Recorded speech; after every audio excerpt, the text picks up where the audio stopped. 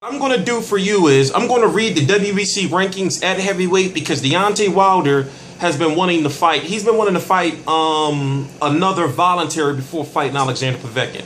That would make 3 voluntaries: Eric Molina, Johann Duhaupas, and it is official now that Deontay Wilder is going to be fighting January the 16th, 2016 in another WBC voluntary. So for him to be able to defend his title, he's going to have to fight someone in the top 15 of the WBC. Alexander Povetkin earlier today defeated Maurice Wach, and basically Alexander Povetkin is saying he won't be ready for January. So we can see Alexander Povetkin and Deontay Wilder if Deontay Wilder wins his voluntary in January in sometime or April or May. So here's the top 15 of the WBC right now. Now let's play a little game. Let's figure out which one of these opponents will Deontay Wilder likely pick. You got Alexander Povetkin, of course, who's the WBC silver champion and #1 ranked by the WBC. Anthony Joshua Hall, he's not fighting him, and that's a big fight. That's, you know, like if Deontay Wilder gets past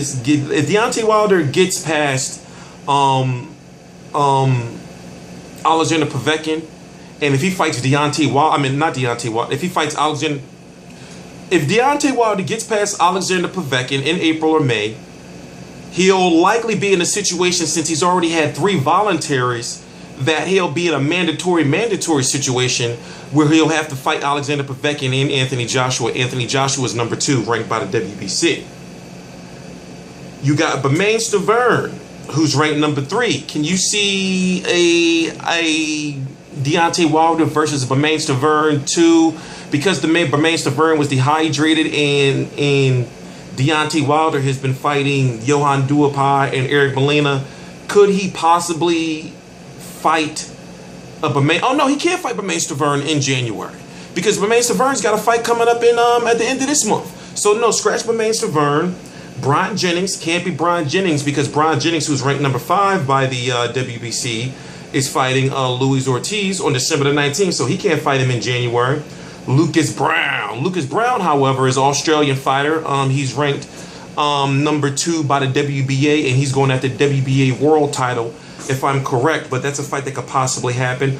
Artur Szpilka. It can't be Artur Szpilka, who's ranked #7, because he's fighting Amir Mansour on December the 12th, 2015. Carlos Takam. Now, there is a fight I would like to see, and would be a very dangerous fight for Deontay Wilder. He's #8.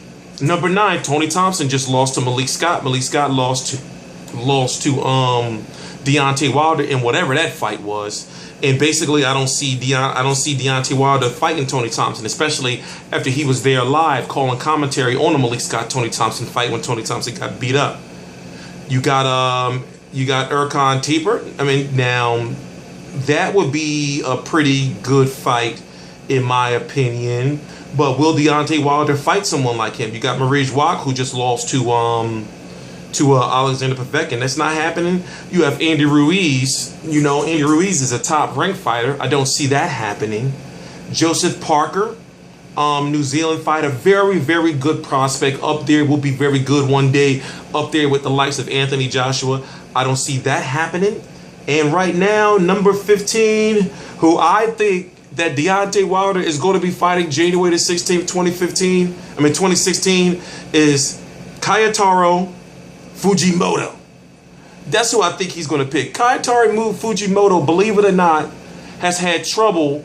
I believe he lost to, of all people, Nobuhiro Ashita. Nobuhiro Ashita, meaning the super welterweight 154-pounder, who's fighting at heavyweight right now, that got beat up by James Kirkland and put to sleep. No, he beat up James Kirkland, and he got put to sleep by Gennady Golovkin. So for some reason, if Deontay Wilder fights #15 ranked Kayotaro Fujimoto, come on. But he's having another voluntary, and there are a lot of people that like the fact that Deontay Wilder is remaining to be active. But it's like, for him to be the green belt WBC champion, man, it's just that we want more.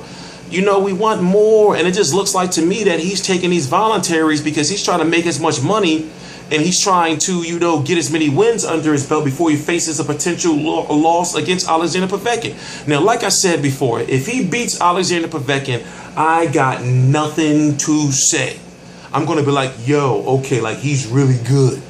But now with just Bermane Stavern and, you know, no real credible names on his resume, I can't say Malik Scott because of what happened with that fight. It's just that I just still need to see more from Deontay Wilder. There's just still some more I need to see. But anyway, T Street Controversy. I know it seems like I'm just always hard on Deontay Wilder, but as a boxing fan, and as someone who covers his fights, and as someone who's had an interview and asked him some questions in the past, it's not that I'm hating, I just want to see more. You know, if he's got the skills, then show us you got the skills to pay the bills. Simple as that. T Street Controversy, T Street Controversy Live.